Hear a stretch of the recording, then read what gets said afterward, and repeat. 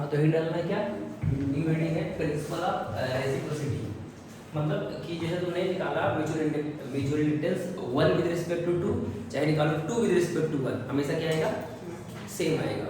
ठीक है, तो इस चीज को लिख लेते हैं ना, जैसे अपन ने किसका किया था, सोलेनॉइड के लिए किया ना, सोलेनॉइड के लिए एक बार अंदर के लिए निकाला, एक बार बाहर के लिए, तो दोनों के लिए क्या आया, सेम ही आया म्यूचुअल इंडक्टेंस। तो इसका मतलब M12 इक्वल टू क्या लेगा, M21, मतलब 1 with respect to 2, mutual inductance 1 with respect to 2 equal to 2 with respect to 1। तो हिंट डालना प्रिंसिपल ऑफ रेसिप्रोसिटी, उसको लिखो if same current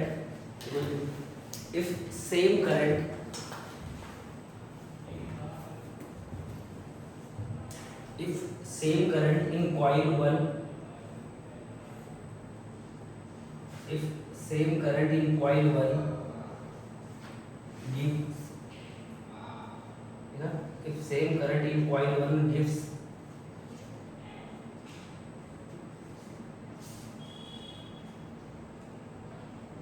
some flux through coil 2, if same current in coil 1 gives some flux through coil 2,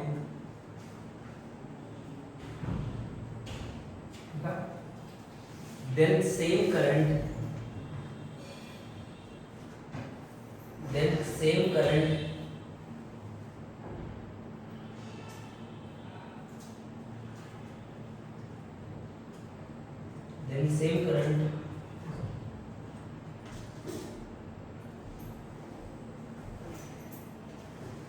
passes through coil 2 will also give, then same current passes through coil 2 will also give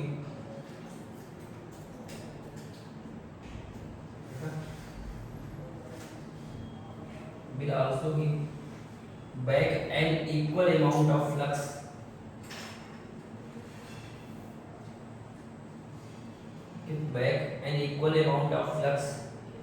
through coil 1,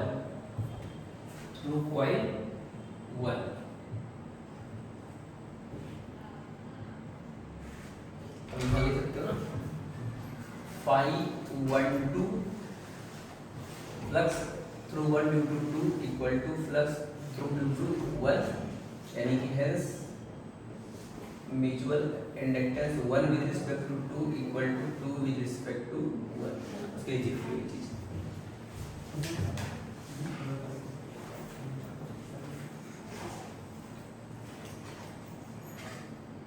ठीक है ना। तो ये दो question है principle of reciprocity पे। ठीक है, तो क्वेश्चन मतलब ये दे रखा है कि छोटे वाले में आई करंट फ्लो कर रहा है, छोटे वाले कंसेंट्रिक सेल है, मतलब अपने लूप है दो, एक का रेडियस ए है, एक का रेडियस बी है, तो छोटे वाला का रेडियस बहुत कम है, मतलब बी ग्रेटर देन ए है, तो हमें निकालना है कि 1 की वजह से 2 में कितना फ्लक्स पास करेगा ना, 1 की वजह से 2 में कितना फ्लक्स पास करेगा। ऐसे ही दूसरा क्वेश्चन है कि जैसे अभी तक हम ऐसा करते आए हैं कि इस वायर की वजह से, सुना, इस वायर की वजह से इससे फ्लक्स निकालते थे, लेकिन अभी क्या है कि ये इस लूप की वजह से इससे, इसके पास जितना अंदर का एरिया है उससे कितना फ्लक्स पास करेगा। तो ये find flux to the left of infinity long wire due to the current in square coil, मतलब इसकी वजह से इधर जो भी आएगा इनफिनिटी लॉन्ग है, तो इधर फ्लक्स पास करेगा तो कितना पास करेगा ना।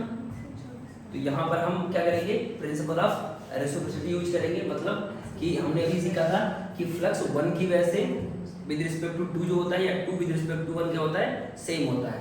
तो हम इस क्वेश्चन को रिप्लेस कर सकते हैं ऐसे, है ना, मतलब इसकी जगह हम ये मान सकते हैं, ऐसा सॉल्यूशन में लिख सकते हैं कि सर इसमें करंट है ना, हम क्या करेंगे इसकी वजह से यहाँ पर फ्लक्स लिखेंगे, ठीक है ना। तो इसको इस लूप, मतलब इस पूरे सिस्टम को ऐसे रिप्लेस कर सकते हैं कि हम मान सकते हैं कि इसमें करंट फ्लो हो रहा है, ठीक है ना, इस वाले बड़े वाले में करंट फ्लो हो रहा है ऐसे, और इसकी रेडियस कितनी है, बी है, और इसका रेडियस कितना है, ए है। तो हम निकालना सीख चुके हैं ना, तो हम क्या करेंगे, इसकी हम फ्लक्स निकालेंगे। तो फ्लक्स क्या लिखोगे, हम तो करंट डायरेक्शन फिर को से फर्क नहीं पड़ता, फ्लक्स ही निकालना है। ऐसा मान लिया तो कोई भी एंटी क्लॉकवाइज कोई एंटी क्लॉकवाइज, ठीक है। तो हम क्या करेंगे, फ्लक्स निकालेंगे छोटी की वजह से ना, कितना आएगा, तो सर अभी क्योंकि इसका रेडियस बहुत कम है, तो इसका मतलब यहाँ पर मैग्नेटिक फील्ड सेम मान सकते हैं।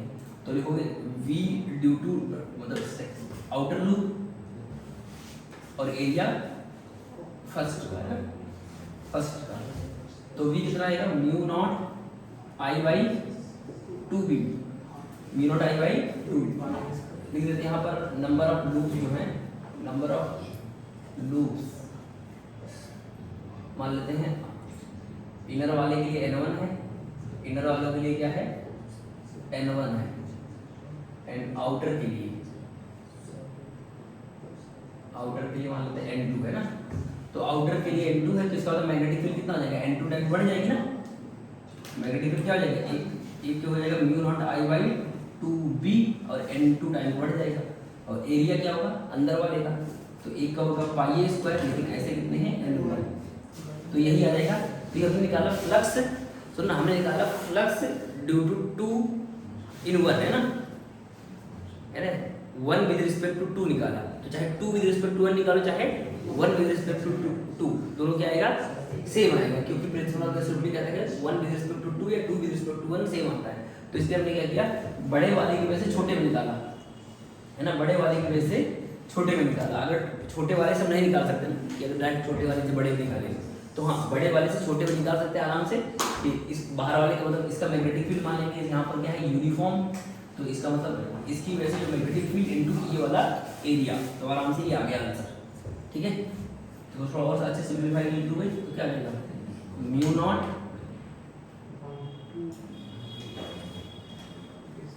बाई 2b और यहाँ आएगा n1 n2 है ना, सही है। पाई बच गया म्यू नॉट पाई आई ए स्क्वायर। ठीक है, तो ये आ गया, तो ये हमारा फ्लक्स आ गया है ना। तो ऐसे ये वाला भी करो, तो ये वाले का हमने एक रिजल्ट सीखा था कि सर इस अगर हम यहाँ पर रिप्लेस क्या कर देंगे, यहाँ पर लगा देंगे बाई प्रिंसिपल ऑफ रेसिप्रोसिटी, क्या हो जाएगा कि यहाँ करंट मान लेंगे यहाँ पर नहीं मानेंगे, मतलब हम इसको रिप्लेस कर सकते हैं ऐसे सिंपल कि इसमें करंट मान लेंगे, इसमें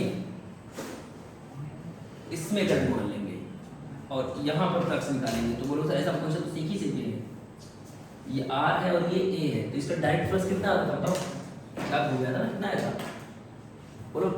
इनफिनिटी लॉन्ग वायर की वजह से लूप से कितना पास करता था स्क्वायर लूप से, ln में इसका क्या आता था, ln में क्या आता था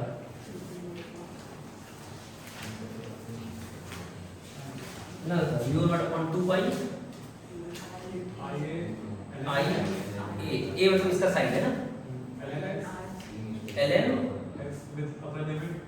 हाँ, मतलब यहाँ देगा r plus a upon a, ऐसा कुछ आएगा। हाँ तो ये आता होगा है ना, एक बार देख लो मैं करवाया होगा डेरिवेशन।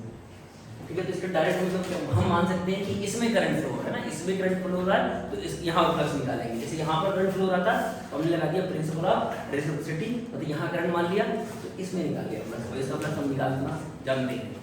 ठीक है, ऐसे यहाँ ये वाला भी कर चुके हैं पहले है ना, लिख लो जल्दी से। ठीक है ना, तो यहाँ पर लिमिट वगैरह रखोगे, यहाँ से छोटा सा स्ट्रिप लोगे और फिर इंटीग्रेट करोगे तो क्या आएगा r से लेके r प्लस a, तो यहाँ पर r plus a upon r आएगा ना। ठीक है, लिख लो ना, फिर अगला बात करते हैं फिर। ठीक है, तो ये लिख लिया होगा। तो नेक्स्ट टॉपिक को energy stored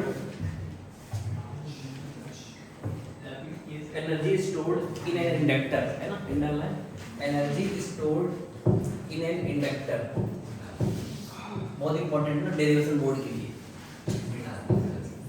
energy stored in an inductor,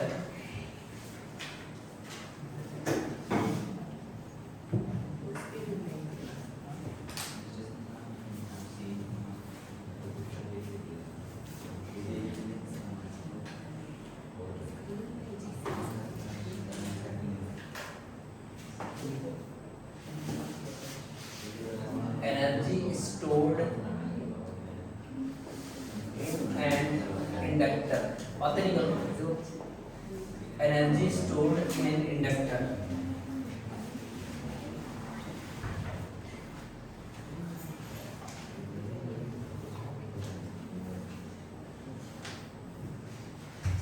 ठीक है ना, तो होगा क्या कि जैसे मान लो अपने पास ये इंडक्टर है, ध्यान दो ये इंडक्टर है, तो कुछ मान लेते हैं कुछ रेजिस्टेंस है, इसको हमने एक बैटरी से कनेक्ट किया है ना, एक बैटरी से कनेक्ट किया है।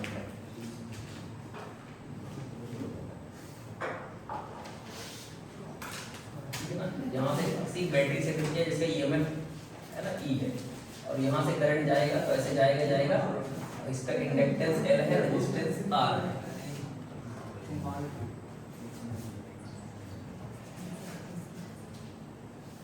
तो इसमें कुछ पॉइंट लिखे हैं ना, देखो बैटरी, तो बैटरी क्या करेगी, करंट एस्टेब्लिश करेगी इस सर्किट में ना, तो battery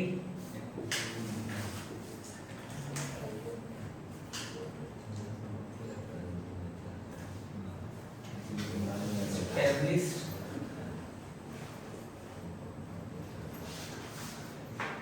the current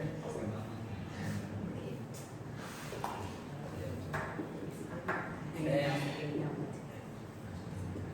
inductor has to do work against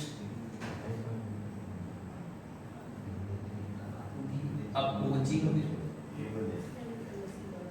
induced EMF.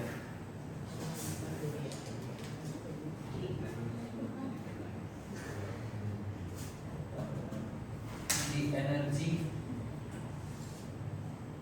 supplied by the battery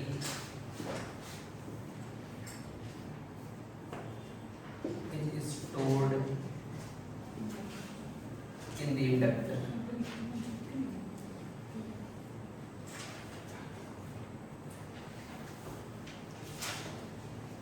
ठीक है ना, तो होगा क्या, सुना है ना, जैसे तुम एक इंडक्टर लगाओगे और एक रेजिस्टेंस, तो उसका कुछ रेजिस्टेंस होगा, बैटरी जैसे ही लगाओगे स्विच क्लोज करोगे तो क्या होगा कि ये पहले अपोज करेगा, जैसे इसमें करंट फ्लो होगा तो इसमें फ्लक्स मतलब जाएगा, इसका खुद का फ्लक्स पास करेगा, तो उसको क्या करेगा, अपोज करेगा, तो बैटरी क्या करेगी, उसके अगेंस्ट वर्क करेगी। जैसे इस सर्किट को क्लोज करोगे तो करंट एस्टेब्लिश होगा, ठीक है ना, तो जैसे ही करंट एस्टेब्लिश होगा तो इसका मतलब इस जो ये तुम्हारा इंडक्टर है इसमें करंट फ्लो होगा तो उस चीज का क्या करेगा, अपोज करेगा लेंजेस लॉ के अकॉर्डिंग। तो इसका मतलब बैटरी क्या करेगी, उसके अगेंस्ट वर्क करेगी, उसके अगेंस्ट वर्क करेगी। अब क्या होगा, जितना बैटरी वर्क करेगी तो कुछ ना कुछ उसको कुछ समय बाद क्या होगा, करंट मतलब अच्छे से फ्लो होने लगेगा। स्टार्टिंग में क्या करेगा, फुल अपोज करेगा, ठीक है, बाद में क्या होगा, थोड़ा स्टडी स्टेट जब आएगा तो करंट फ्लो हो जाएगा। तो इसका मतलब इसके अंदर एक मैग्नेटिक एनर्जी मतलब in the form of magnetic field, इसमें एनर्जी स्टोर हो जाएगी, तो इसको बोलेंगे energy stored across an inductor. तो ठीक है, इसको डिराइव कैसे करेंगे, तो सबसे पहले क्या करते हैं, इस लूप में क्या लगाते हैं, केवीएल लगाते हैं ना, क्या लगाते हैं, केवीएल। तो केवीएल लगाते हैं, तो अगर इसका नेमिंग कर लेते हैं ए बी सी डी, तो in loop A B C D, A in loop कौन सा है, ए बी सी डी, यहाँ स्टार्ट है A B C D A by KVL. लगाओ केवीएल तो क्या लिखोगे, यहाँ से यहाँ गए तो पोटेंशियल का इंक्रीज मिला, तो ई इधर जाओगे तो माइनस का L D I by D T है ना, तो इधर से इधर गए तो पोटेंशियल का इंक्रीज, इसके क्रॉस ड्रॉप आएगा माइनस का L D I D T, और यहाँ पे ड्रॉप आएगा माइनस का आई आर इक्वल टू 0, ठीक है। तो यहाँ से अगर इसको अच्छे से देखो तो क्या आएगा, ई बराबर L D I by D T, L D I by D T, और यहाँ आ जाएगा प्लस आई आर। अब दोनों तरफ अगर आई का मल्टीप्लाई करते ना, अगर दोनों तरफ आई का मल्टीप्लाई करते तो क्या आ जाएगा, ई आई इक्वल टू क्या आ जाएगा, L I D I by D T, और यहाँ आ जाएगा आई स्क्वायर आर, ये आ जाएगा, ठीक है ना। तो ई आई क्या हो जाएगा, ई आई हो जाएगा total power supplied by battery, है ना, ई आई क्या हो जाएगा, वोल्टेज इनटू करंट, तो हो जाएगा total power supplied by the battery, ये हो जाएगा total power supplied by battery, और ये आ जाएगा एनर्जी पावर, बोल सकते पावर स्टोर्ड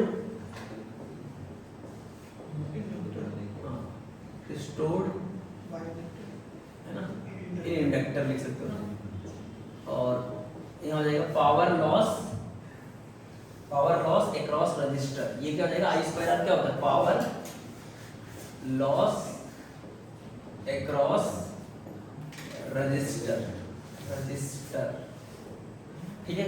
अब हमें निकालना है, क्या निकालना है, एनर्जी स्टोर्ड है ना, एनर्जी स्टोर्ड अक्रॉस क्या निकालना है, इंडक्टर निकालना है, मतलब ई वाले टर्म निकालना है ना।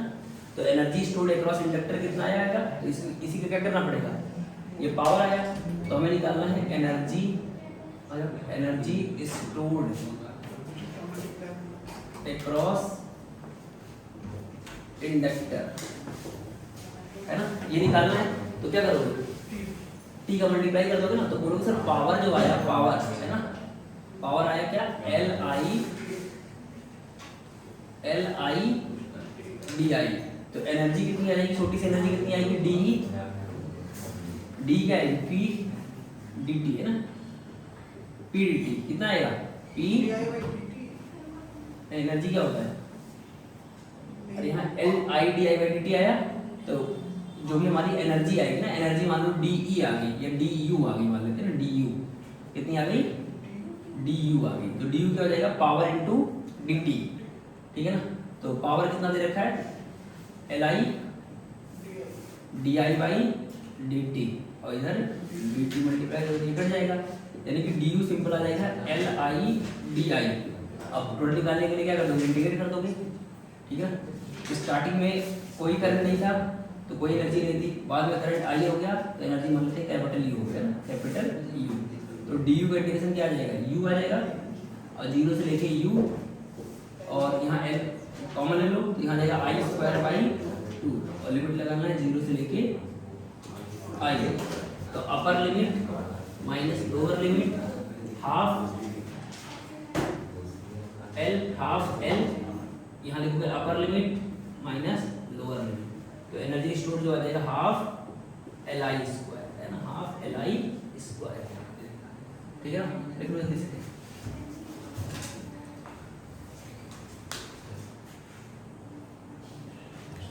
तो याद रखना है कि कैपेसिटर के क्रॉस एनर्जी क्या स्टोर होती है, half L I square, important ना बोर्ड के लिए। इसमें लिख दो ना कि this energy is stored in the form of magnetic field. This energy is stored in the form of magnetic field. This energy is stored in the form of magnetic field.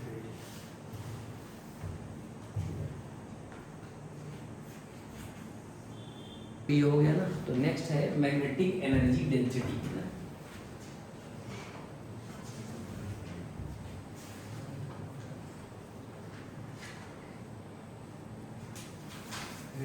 Magnetic energy density, जैसे हमने पढ़ा था electric field density है ना, तो करता है magnetic energy density, magnetic energy density, small you,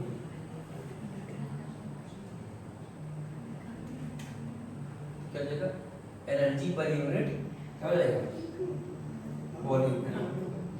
तो क्या हो जाएगा, it is energy stored per unit volume, जैसे वहां पर पढ़ा था इलेक्ट्रिक फील्ड एनर्जी डेंसिटी, है ना, तो it is energy stored per unit volume. जैसे हमने पढ़ा था यहाँ पर ना, अगर तुमसे कोई पूछे कि ये क्या है ना, तो ऐसे ध्यान दो ना, एक ऐसे नोट डाल के ले सकते हो ना, याद रखने के लिए, देखो ये आया था यू ई, ये आया था half epsilon not E square, ऐसा आया था। ये हमारा क्या था, इलेक्ट्रिक फील्ड, मतलब इलेक्ट्रिक एनर्जी डेंसिटी थी ना, इलेक्ट्रिक फील्ड एनर्जी डेंसिटी, अरे you E half epsilon not E square, ये था इलेक्ट्रिक एनर्जी डेंसिटी।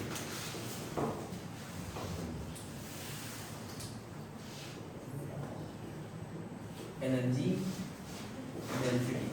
तो ऐसे ही मैग्नेटिक फील्ड एनर्जी डेंसिटी होती है छोटा सा यूवी, है ना, यूवी वो आती है वी स्क्वायर। जैसे यहाँ पर आया था एप्सिलॉन नॉट, तो यहाँ डिवाइड आ जाएगा म्यू नॉट, 2 म्यू नॉट, ये आता है ना, V square by 2 mu naught. तो ये है मैग्नेटिक एनर्जी डेंसिटी। अब इसको डिराइव भी कर लेते हैं ना,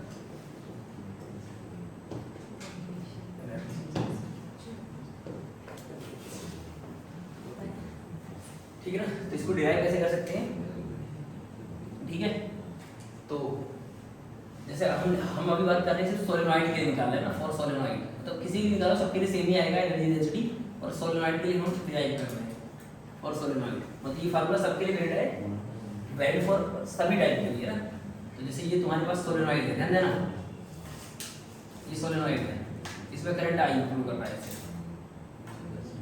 तो इसकी मैग्नेटिक फील्ड लाइंस कैसे होंगी, ऐसा, ठीक है ना। तो मैग्नेटिक लाइंस ऐसे घूमेंगी, ऐसे करके ऐसे इसके अंदर, तो ये क्या होगा, एनर्जी स्टोर कर रखा होगा, ठीक है। तो कितनी एनर्जी स्टोर होगी, एनर्जी स्टोर हो रही है,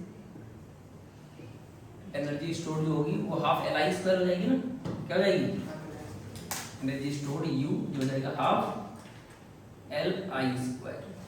अब बोलो सर एनर्जी डेंसिटी जो होगी, मैग्नेटिक एनर्जी डेंसिटी वो होगी क्या, U अपॉन वॉल्यूम, ठीक है ना, U अपॉन वॉल्यूम। तो मैंने मान लिया चलो इसका लेंथ L है, इसका लेंथ क्या है, L है, और इसका जो एरिया है, क्रॉस सेक्शनल एरिया A है, मान लेते हैं ना, एरिया लूप एरिया, एक लूप का A हो जाएगा, ठीक है। तो वॉल्यूम क्या हो जाएगा, AL, वॉल्यूम क्या हो जाएगा, AL हो जाएगा ना, तो यहाँ जाएगा half L I square upon A into L, ठीक है। अब हमें पता है कि क्या होता है कि जो इसका इंडक्टेंस आता है ना, सेल्फ इंडक्टेंस कितना आता है इसका, सेल्फ इंडक्टेंस बोलो सोलेनॉइड का,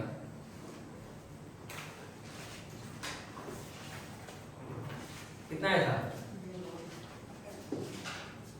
कितना आया था, म्यू नॉट एल स्क्वायर, है ना, mu naught L square area into length, ये आया होगा। एक बार देखना self inductance of solenoid, mu naught L square air, वहां तुमने कैपिटल लिखा होगा तो एन बाई, मतलब capital L square by L square, वहां ये होता है, ये भी लिख सकते हो capital L square A by L, ऐसे लिख सकते हो। क्या लिखवाया है, दो लिखवाया क्या, ठीक है। तो ये वाला यूज करो ना, तो मतलब सेल्फ इंडक्टेंस यही लिख सकते हो, ठीक है ना। और हमें पता है कि मैग्नेटिक फील्ड इनसाइड सोलेनॉइड क्या होता है, ये तो हमारा एल का वैल्यू आ गया ना, एल, और वी कितना आता है उसके अंदर, mu naught N I, mu naught N I, ठीक है। अब क्या करो, यहाँ सारी वैल्यू पुट कर दो, तो हाफ एल की जगह पुट करना ही है, म्यू नॉट एन स्क्वायर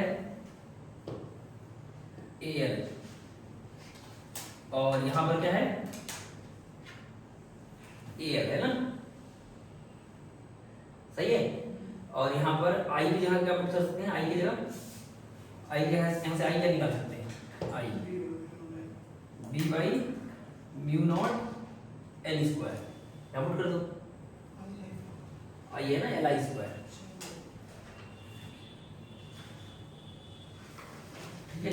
तो बस आई को यहाँ पुट कर दो, कितना आएगा, V square upon mu naught square L square, तो ये और ये कैंसिल, एल कैंसिल, तो यहाँ पर म्यू जो मतलब हमारा यूवी छोटा सा आया, मैग्नेटिक डेंसिटी उतनी आ गई, वी स्क्वायर अपॉन एक म्यू से भी कट जाएगा, तो ये आ गया ना 2 म्यू नॉट, ठीक है। तो ये हमने ड्राइव तो किया सोलेनॉइड के लिए, पर ये वैलिड है सभी के लिए ना।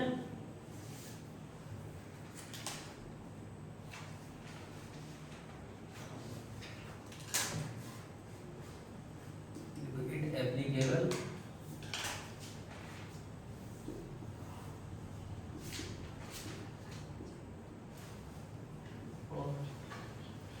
जनरल केस,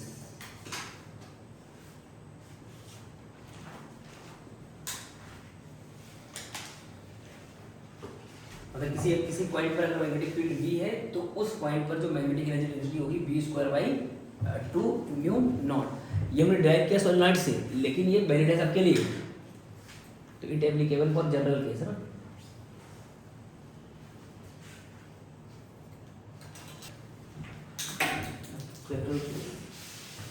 ऑल्सो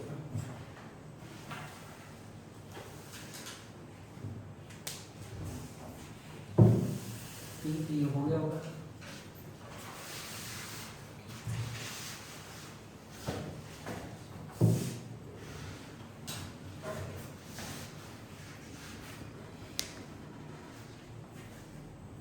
लिख लिया होगा ना, तो नेक्स्ट एक दो पॉइंट और लिख लेते हैं, जिसको बोलते हैं कपलिंग कोफिशिएंट है ना।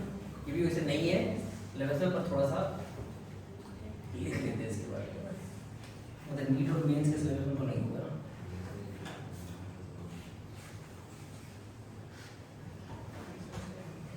तो ये नाम है coefficient of coupling, coefficient of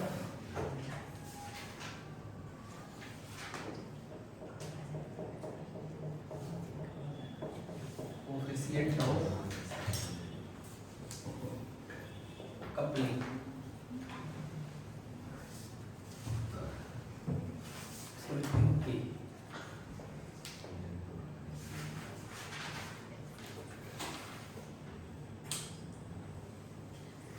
ठीक है, तो अगर दो लूप है सुना, ऐसे मान लो दो लूप है तुम्हारे पास,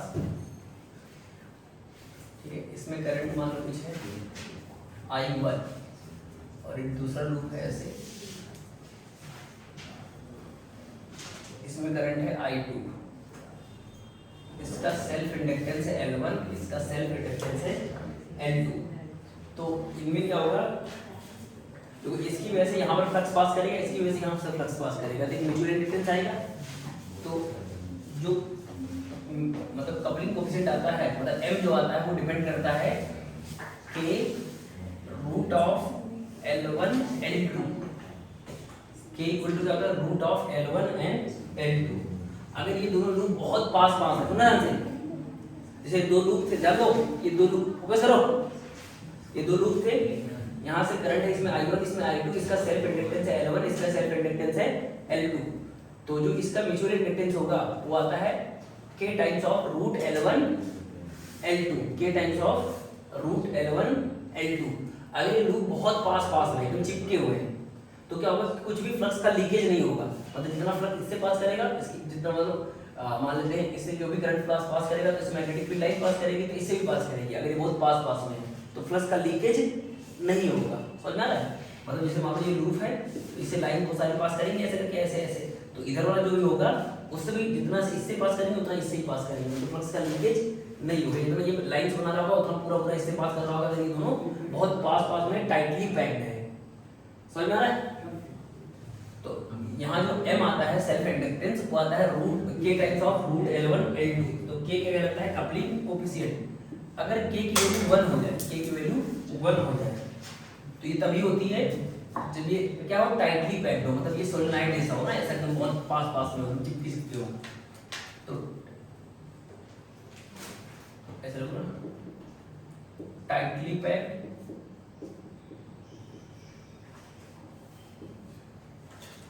और क्लोज कपलिंग एकदम पास पास में है, ठीक है। और इनके उसे जनरल केस में क्या होता है, K की वैल्यू 0 से लेके 1 के बीच में होती है, ये है लूज कपलिंग के लिए।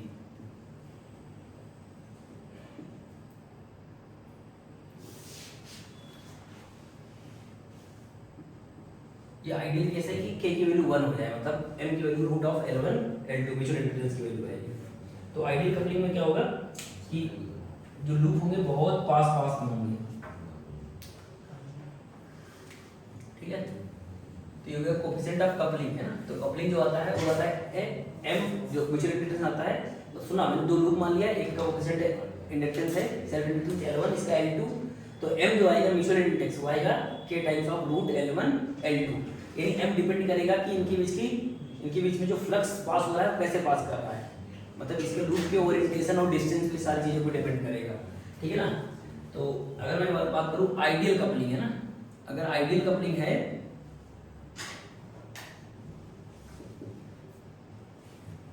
तो मतलब सारे लूप कोएक्सियल होने चाहिए, कोएक्सियल, और बहुत पास पास होना चाहिए, है ना, ऐसा मतलब ऐसा कुछ लूप हो। जैसे मान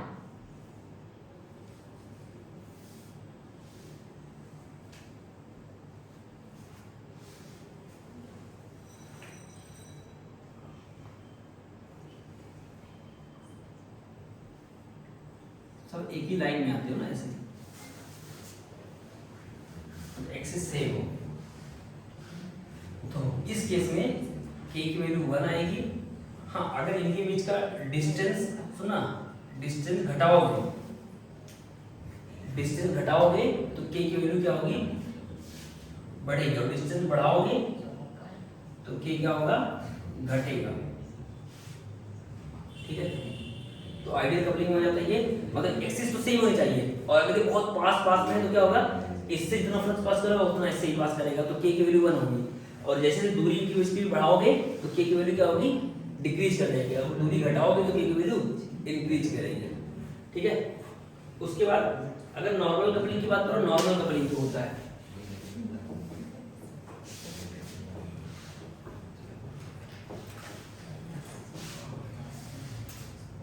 जैसे मान लो ये लूप ऐसे है, ऐसे, और एक अलग एक लूप यहाँ पर है। ठीक है, ऐसा है, तो इन सभी केस में क्या होगा, इससे जो भी लाइन्स बनेंगी तो कुछ ना कुछ इससे पास करेंगे ना। ये मान लो ये इसका एक्सिस हो गया, ये इसका एक्सिस हो गया, तो कुछ जो भी इससे मैग्नेटिक भी लाइन बनेगी कुछ ना कुछ पार्ट इससे भी पास करेगा। तो इस केस में क्या होगा, k की वैल्यू, और ये मान लो बीच की दूरी d है, तो k की वैल्यू जो होगी वो 0 और 1 के बीच में होगी। अगर दूरी बढ़ाओगे तो k घट जाएगा ना, k डिक्रीज कर जाएगा। ठीक है, नॉर्मल कपलिंग हो गया। उसके बाद अगर मान लो ये हो गया सेकंड पॉइंट ना, ये फर्स्ट पॉइंट हो गया। फिर थर्ड पॉइंट है कि अगर मानते हैं लूप ऐसा हो, एक लूप ऐसा हो और एक लूप ऐसा हो, तो इसमें क्या होगा, कोई भी कपलिंग नहीं हो पाएगी ना। इस केस में k की वैल्यू 0 हो जाएगी, k की वैल्यू क्या हो जाएगी, 0, तो m भी क्या आएगा, 0 आएगा। समझे?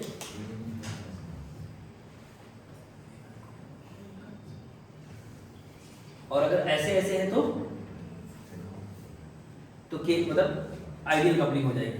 तो अगर तुमसे कोई बोले कि सर जब अब इंडक्टर अगर मान लो इंडक्टर का म्यूचुअल, मतलब इंडक्टर के लिए म्यूचुअल इलेक्ट्रिक मान रहे हो, तो जो कॉम्बिनेशन आता है ना, कॉम्बिनेशन ऑफ इंडक्टर क्या आता है, सीरीज में L1 प्लस, सीरीज में क्या आता है L1 प्लस L2, और उसमें क्या आता है पैरेलल में 1 by L equivalent equal to 1 by L1 plus 1 by L2। तो यहाँ पर भी क्या होगा, देखो पैरेलल में तो सीधा सीधा m की वैल्यू 0 होती है, लेकिन अगर सीरीज में बात करें ना, सीरीज कॉम्बिनेशन में, सुना, अब अगर बात करें कॉम्बिनेशन ऑफ, है ना, कॉम्बिनेशन, अच्छा हम बात करें इंडक्टर विथ म्यूचुअल इंडक्टेंस, मतलब इंडक्टर है उसके बाद म्यूचुअल इंडक्टेंस भी है, तो मतलब दो लूप, अगर दो कॉइल है तब, है ना, तो उसके लिए हमें पता है कि L की वैल्यू क्या होती है, L की वैल्यू क्या होती है L1 प्लस L2 सीरीज में ना। अगर बात करें सीरीज के लिए, सीरीज की बात करें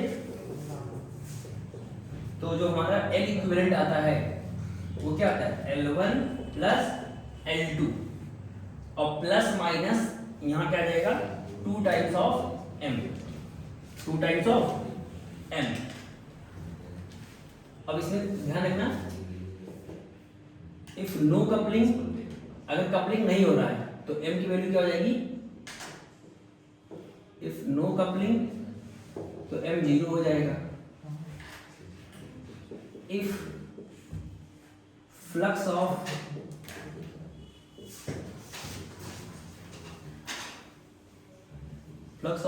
to coil support each other, अगर दूसरे को सपोर्ट कर रहे हैं तो हमें क्या लेना है, यहाँ प्लस लेना है, प्लस 2m लेना है, क्या लेना है प्लस 2m। अगर फ्लक्स अपोज कर रहे हैं, if flux of two coil oppose each other, तो बस यहाँ क्या लेना है -2m लेना, तो वहाँ क्या लेना है -2m। ठीक है, तो इसका मतलब ये सीखे कि अगर ये एक इंडक्टर है, ये इंडक्टर है और ये ऐसे मान लो बैटरी से लगे हुए हैं, इसका इंडक्टेंस L1 है, ये L2 है, तो इस केस में m की वैल्यू नॉन जीरो होगी। m की वैल्यू क्या होगी? नॉन जीरो होगी।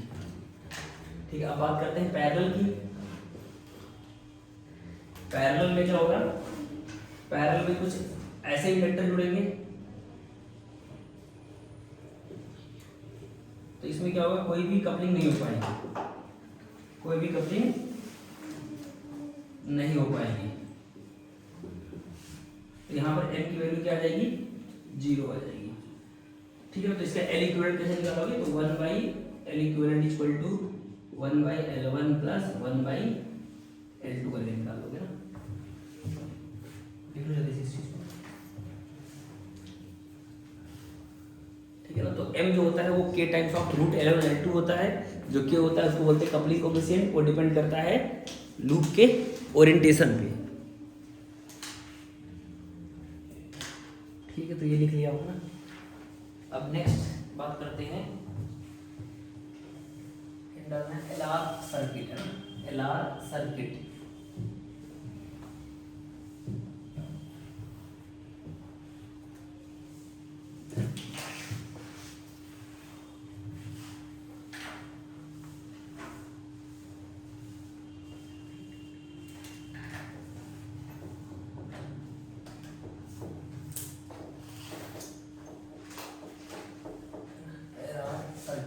इसमें सबसे पहला है ग्रोथ ऑफ करंट, है पहला हेडिंग है growth of current, growth of current.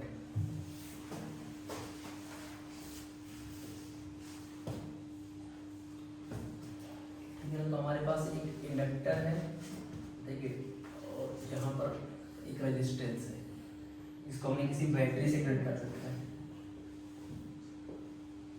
ठीक है, एक यहाँ स्विच लगा लेते हैं और बैटरी है जिसका ईएमएफ मान लेते हैं E है, इसका इंडक्टेंस L है, रेजिस्टेंस R है। ठीक है, अब क्या होगा? जैसे स्विच को क्लोज करोगे ना, ठीक है, तो ये t बराबर 0 पे था, ये था t इक्वल टू 0। इसी t टाइम पर जब स्विच क्लोज कर दोगे तो इंडक्टर मतलब इस सर्किट में कुछ करंट फ्लो हो जाएगा, तो कुछ करंट होगा। और यहाँ स्विच क्या है? क्लोज है। स्विच क्या है? क्लोज है।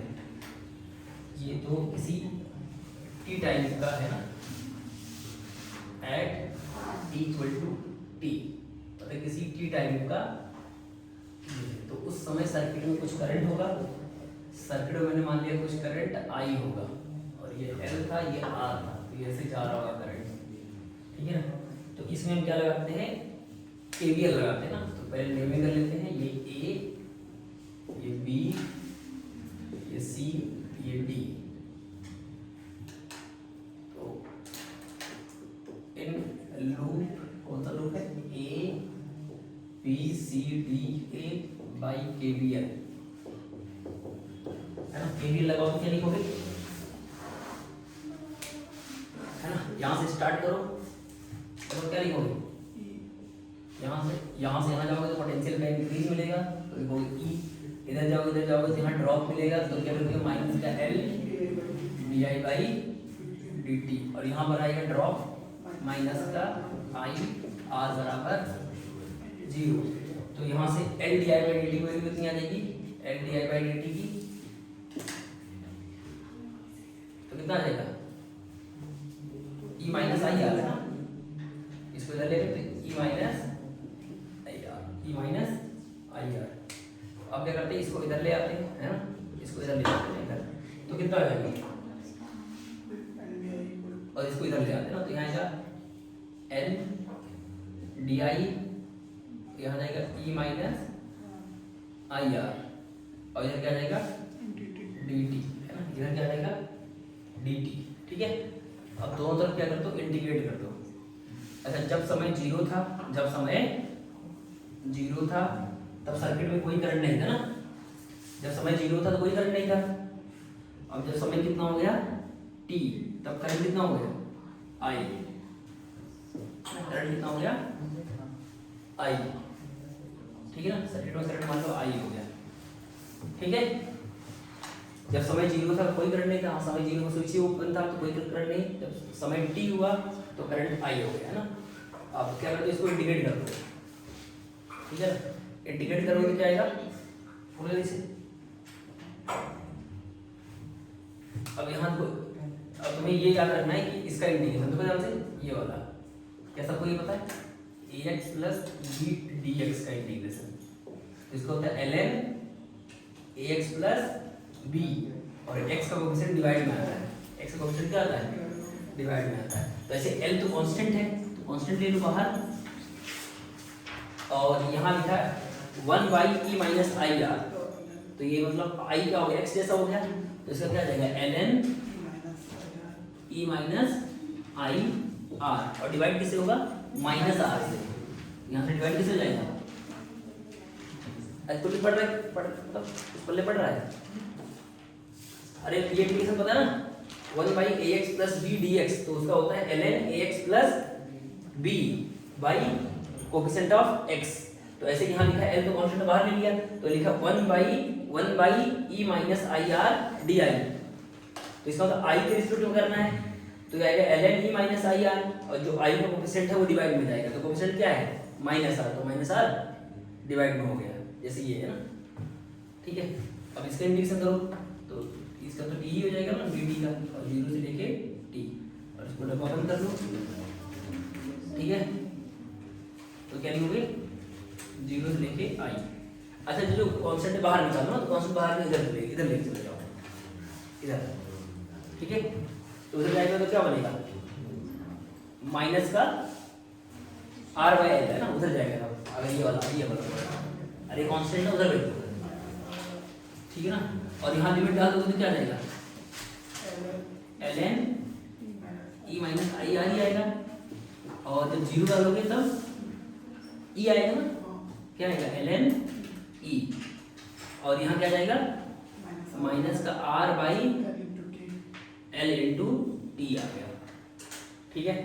अब थोड़ा सा और सिंप्लीफाई करो,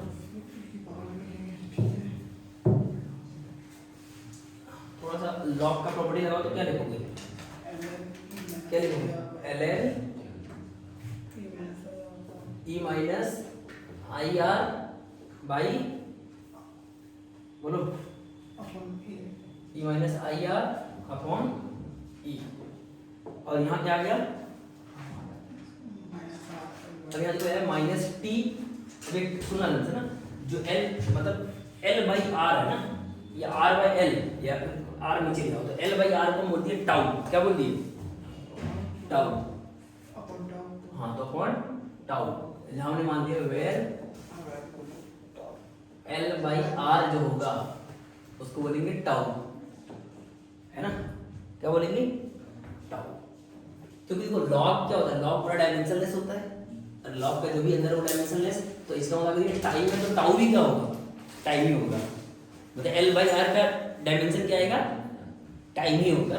अरे टाइम है ये तो यहाँ भी क्या होगा टाइम, तभी तो इधर का डायमेंशनलेस है तो इधर का डायमेंशनलेस होगा, तो इसका मतलब l बाई आर क्या है, इसको बोलते हैं टाइम कांस्टेंट, क्या बोलते हैं टाइम कांस्टेंट बोलते हैं ना। इसका तो इसका डायमेंशन जो होगा टाइम के डायमेंशन के इक्वल हो जाएगा। अब इसका एक्सपोनेंशियल फॉर्म लिखो तो क्या लिखोगे, तो e की पावर यहाँ e की पावर यहाँ चला जाएगा और ये बचेगा है ना, तो e माइनस आई आर, और यहाँ जाएगा e, और यहाँ जाएगा e की power minus T by tau, इसको इधर भेज दो तो यहाँ क्या जाएगा e माइनस आई आर, और ये कितना जाएगा e की पावर माइनस मतलब e टाइम्स ऑफ e की power minus T by tau, है ना। अब i को इधर ले आओ, r को इधर भेज दो ना, तो कितना आएगा तो आई आर कितना जाएगा, मतलब इसको e कॉमन लेने को तो क्या आएगा 1 माइनस e की power minus T by tau, फिर वैसे i वैल्यू कितनी आ गई e by are 1 minus E की power minus T by tau. अब इसको आई नॉट बोल देते हैं ना, तो आई इक्वल टू क्या हो जाएगा, आई नॉट 1 माइनस ई की power minus T by tau. जहां पर आई नॉट की वैल्यू कितनी है, ई बाई आर, और टाउ क्या है, L by R, time constant. तो ये आ गया ग्रोथ ऑफ करंट। ये क्या आ गया, ग्रोथ ऑफ करंट। यानी कि जब समय जीरो है, सुना ना, जब समय जीरो है, फोकस करना, जब समय जीरो है यहाँ जीरो डालोगे तो ई की पावर बनेगा जीरो, तो ई की पावर जीरो क्या होता है, 1, तो ये 1 माइनस 1 क्या आ जाएगा, जीरो।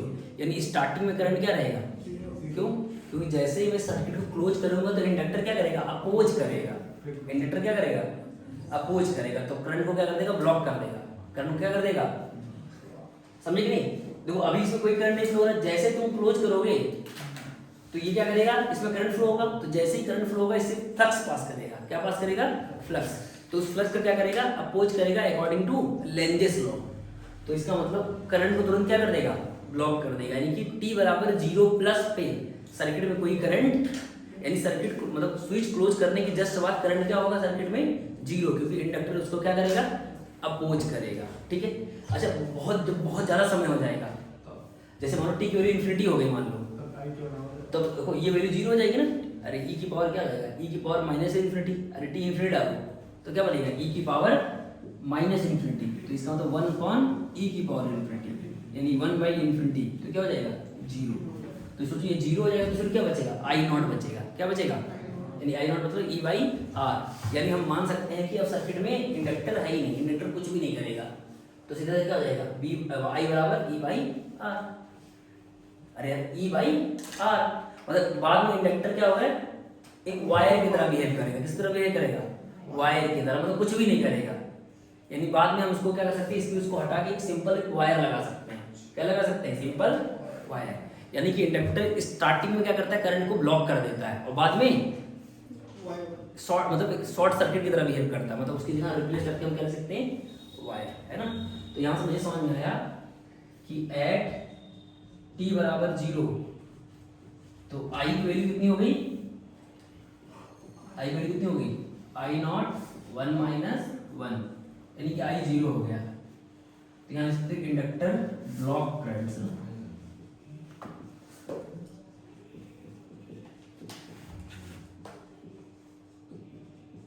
शॉर्ट मतलब बोल सकते हैं कि सर्किट कैसा हो गया, ओपन सर्किट हो गया।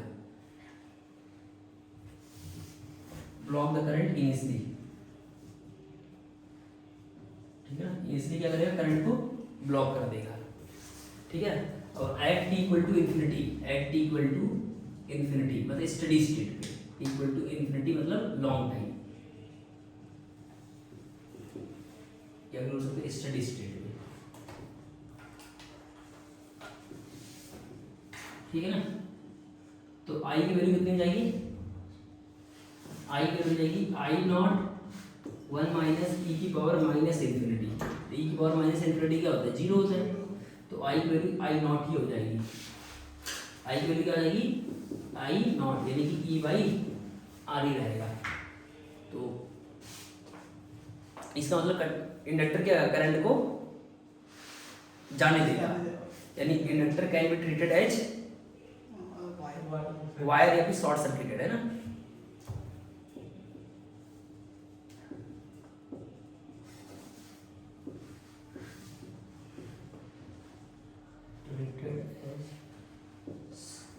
शॉर्ट सर्किट और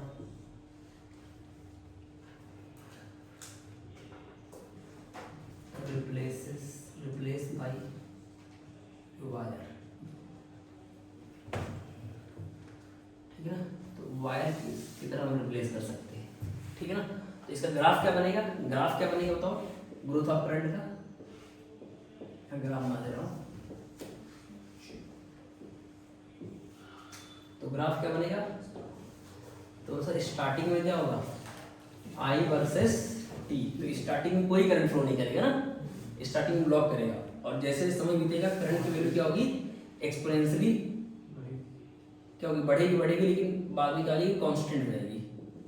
तो कांस्टेंट कब हो जाएगा, मतलब ऐसा हो जाएगा ना, ऐसा करके तो ये हो जाएगा आई नॉट हो जाएगा ना, क्या हो जाएगा आई नॉट मतलब ई बाई आर, और ये समय कब होगा इनफाइनाइट, समय क्या हो जाएगा इनफाइनाइट।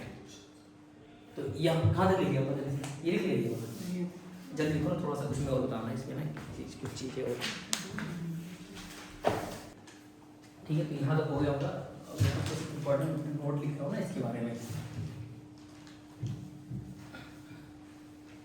जैसे हमने ये पढ़ा कि ठीक है सर ये बन गया, तो एक नोट लिख लेना कि अगर टी की वैल्यू एक टाउ हो जाए, एक टाउ, टी की वैल्यू क्या हो जाए एक टाउ, मतलब एक टाइम कांस्टेंट के बाद है ना, तो यहाँ रखो क्या टी की जगह टाउ रखोगे, तो आई की वैल्यू कितनी आएगी, आई की वैल्यू आएगी आई नॉट, बोले जैसे 1 माइनस ई की पावर क्या लिखोगे टाउ बाई टाउ, टी की यहाँ क्या डाल दिया टाउ डाल दिया, तो आई की वैल्यू कितनी आ गई आई नॉट 1 माइनस ई की पावर -1, मतलब 1 बाई ई, समझ में आ रहा है, यानी आई नॉट 1 माइनस 1 बाई ई। तो इसको जो सॉल्व करते हैं ना, तो ये आता है 0.63, कितना आता है 0.63 आता है, ठीक है ना, मतलब ये सॉल्व करोगे 1 बाई ई जो आएगा ना वो आएगा 0.37, मतलब ये आएगा 1 बाई ई की वैल्यू लगभग कितनी आएगी, इसको सॉल्व करोगे 1 बाई मतलब क्या होता है लगभग ई की वैल्यू होती है 1/2.7, तो ये लगभग पॉइंट कितना आएगा आई नॉट 1 माइनस 0.37 के आसपास आएगा, तो यानी कि कितना करंट आ गया 0.63 आई नॉट, यानी आई की वैल्यू ये आ गई, यानी कि इनिशियल का कितना 63%, दिख रहा है ये, अरे इनिशियल अगर मान लो फाइनली जो मैक्सिमम करंट था वाई नॉट था, तो उसका कितना आ गया 63%। तो ऐसे ही अगर टी की वैल्यू 2 टाउ है, 2 टाउ, तो जो आई आता है वो आता है 0.86 आता है ना, 0.86 मतलब ये बोल दो 0.865 है ना, या बोल सकते 86.5%, यानी अगर परसेंटेज लिखो तो वो लोग 63%, और यहाँ लिखोगे 86.5%। ऐसे ही 3 टाउ में वही 3 टाउ यहाँ पुट कर दोगे यहाँ पर और सॉल्व करोगे तो ये आ जाएगा 95%, मतलब आई की वैल्यू जो आ जाएगी 0.95 टाउ, यानी कि 95%, ठीक है ना। ऐसे ही 4 टाउ के लिए 4 टाउ पे आई की वैल्यू जो आ जाएगी 0.98 आई नॉट, और 5 टाउ के लिए आई की वैल्यू आ जाएगी 99.3, मतलब 0.993, ठीक है ना। तो यहाँ पर ऐसे ही सकते हो कि सर एक यहाँ ग्राफ में ऐड कर सकते हो कि जब टी की वैल्यू कितनी हो जाए, बोलो टी की वैल्यू जब टाउ हो जाए, टी की वैल्यू टाउ, तो करंट कितना हो जाएगा पॉइंट आई नॉट जो आया था ई बाई आर आया था ना, तो ये जाएगा 0.63 आई नॉट, कब टी इक्वल टू टाउ पर, मतलब यहाँ पर उसमें वैल्यू डालते जाओगे तुम्हें करंट का परसेंटेज मिलता जाएगा, समझ गए ना। तो मैंने कुछ चीज़ें निकाला, इस टाउ पे आया 63%, फिर 86 पॉइंट, फिर 95, फिर 98%, फिर 99.3, यानी कि 5-6 टाउ के बाद लगभग मान सकते हो कि 100% आ गया, प्रैक्टिकली मतलब आ जाता है, पर अगर थ्योरेटिकली देखोगे तो इनफाइनाइट समय के बाद आएगा 100%, ठीक है।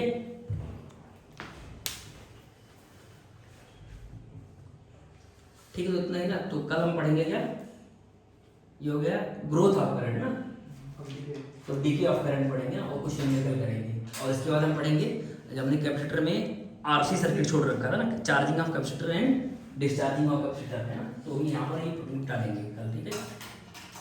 ठीक है, इतना ही ना।